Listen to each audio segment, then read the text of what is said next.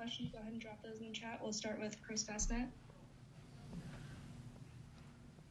Hey, Fred, what did you maybe see tonight that was different from the first time you played these guys? Was it just maybe the lack of being able to get anything going offensively? I never thought we got into a rhythm tonight, Chris. And, I thought early on, you look at our numbers, I thought we played much more selfish than we had been. And we just couldn't get anything going. We got a group out there, I thought, that had some good movement going, got us back in the game. I think we cut it to 6 with about right before the first media in the second half. And then we had the flagrant and just kind of went downhill from there. We did cut it back to 11 on a couple of different occasions, but we just couldn't climb back in to that game, cut it to single digits to give ourselves a chance. The keys we talked about going into this one were taking care of the ball. We just continue to have careless, mindless turnovers driving into the pile. And, problem is I take a guy out for it and I put the next guy in and he does the same damn thing. So, it's frustrating, to continue to see that happen. The second half was a little better. I think we had 5 in the second half, but you turn it over 12 times in the first half and you dig yourself such a hole, and I think we had 3 assists. We'd been getting much better movement, but it wasn't there tonight. Our edge or, the juice that you have to play with against a team like this coming off a loss. We knew they were going to come out foaming at the mouth, and we just didn't match their energy, I thought, early in it. We rebounded well in the first half, gave them 3 offensive rebounds, but that was a big factor in the second half. And then Kofi, if he had a lane to the basket, we were going to try to make him earn it and give him credit. He knocked down his free throws tonight after going 3 for 11 the other night against Michigan State. Robin Washington.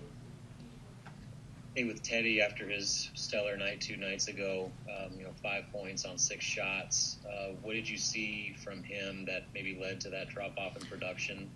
Well, again, I thought a lot of it was we weren't getting into our actions early in the game, and I thought Teddy really got in the flow. That's what got him going the other night. And then you break it off and you try to take a couple really tough shots when you don't have a rhythm. He let it come to him the other night, and that's where he had that huge half at 28.5 and obviously 41 for the game. But we just never got it going. And Kofi was sitting in the lane in the middle, and we were just continued to challenge him. But they were fronting him, and when they fronted him, he went all the way out almost to the 3-point line, and then you're in an ISO situation. This team's hard to run ISOs against. They're just too big and long, and they guard the ball too well. Again, as I said to the team, when we move it, we get good shots, and that's what got us back in that game, and got us back to within 6 in the second half. But then we went right back to it, and again took some really tough, difficult shots. So, again, I saw as the game wore on, we just continued to fatigue, and give Illinois credit. They came out ready to go tonight, and I didn't think we were as good or sharp certainly as we needed to be. And I know in that Penn State game towards the end, he was holding his wrist on his shooting hand. Is he healthy at all? Was that an issue at all? He's battling a wrist. There's no doubt about it. He's been having it for quite a while to where it's really been bothering him. When he gets hit and it gets extended backwards, he's in a lot of pain. Practices, we're not doing a lot right now just because I have to try and give the guys some kind of legs heading into these games. But when he gets hit in that wrist, he feels it immediately. And, I give Teddy credit for battling through it. Sam Kieran.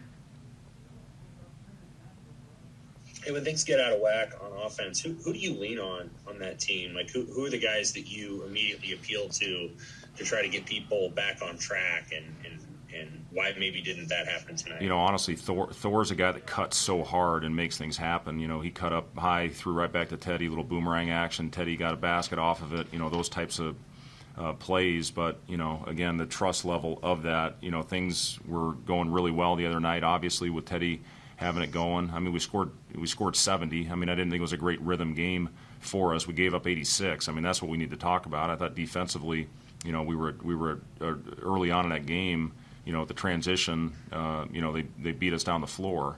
And, again, we battled them on the rebounds in the first half, but second half they got too many of them. So, listen, if you score 70, you should have a chance to win.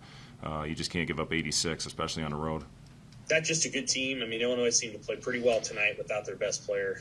Well, they are the 5th-ranked team in the country, Sam. So, yeah, I'd say they're a very good team. And, listen, Kofi's a unbelievably difficult matchup, and especially when he's knocking out free throws like he was tonight. And then Miller got it going. I thought we had a couple closeouts. We didn't quite have the urgency that we needed, to make him put it on the floor. We talked to our guards. Over 70% of their shots, with those perimeter guys are threes, and you got to make them do something they're not used to doing. And then I thought, Curbelo had an unbelievable game. He controlled it, and almost ends up with a triple-double. But again, just the overall urgency early in that game, Sam, you could see it. It wasn't where it needed to be. Colin Lucas. Hey, Fred. You actually just mentioned Curbelo and Miller. Can you speak a little bit more on what makes them so challenging to play against? What makes them so difficult to stop? Well, Curbelo, he's so dynamic on the floor, and he does a great job. The old Steve Nash probing across the baseline where he finds guys. We were going to keep our guy home, chase him underneath the basket and stay home on the shooters and underneath. And I thought we helped a couple times, as opposed to trying to make him finish over length at the basket. But, he does such a good job. He's got an incredible feel. I watched him in a high school game last year. We went out to New Jersey back in the old days when we were able to recruit. I went out and saw a game, and I was just so impressed with his feel and command of the game. And then Miller was just too comfortable. He got a couple shots early where, again, we didn't run him off the line with near enough urgency, and that's what you have to do is try to make him make those mid-range shots. But he had it going in that first half. Again, it was too easy for him. Michael Bruins. Fred, you've mentioned that the defensive part of it tonight, that was also kind of an issue against Penn State too. I mean, you kind of see, I guess, what the issues been in the last couple of games, because that was one thing that you guys are doing pretty well post COVID break. I mean, what's kind of the change been there? Well, one thing, we're just giving them too many points off of turnovers, and that's where it starts. I think they had 25 Penn State on us the other night. They get 14 on us tonight. That's just giving them free points when you can't take care of the basketball.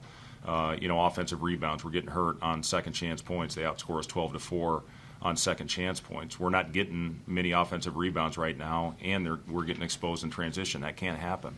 So we got to get back. I thought for a stretch we did a pretty good job, but early on, when you have to establish the tempo of the game and get back and force the team into the half court, we didn't do as good a job as we needed to, and that's where they get comfortable. That's where they get confident. And then next you look at the end of the game and they got 86 points. So the urgency early, it's got to improve.